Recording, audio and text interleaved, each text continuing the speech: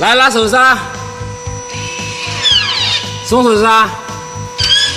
这个声音大家一定都不陌生，在奥迪的 A 系列上面，还有 Q 系列上面应该都有。其实它是一个很小的问题，汪师傅来教大家如何花小钱办大事。这台16年的奥迪 Q5拉手刹的时候发出这种异响，这个声音不是刹车盘，也不是刹车片发出来的，而是这个刹车分泵里面长时间堆积的杂质导致的。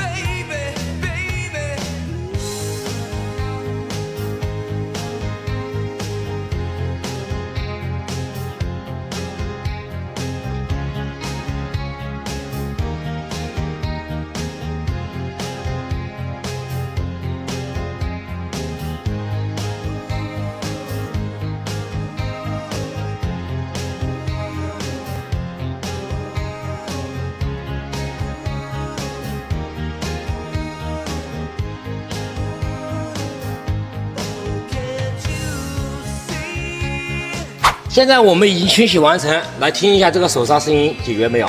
拉手刹，松，异响完美解决，清洗一下就可以搞定。关注王师傅，专注奥迪维修保养升级。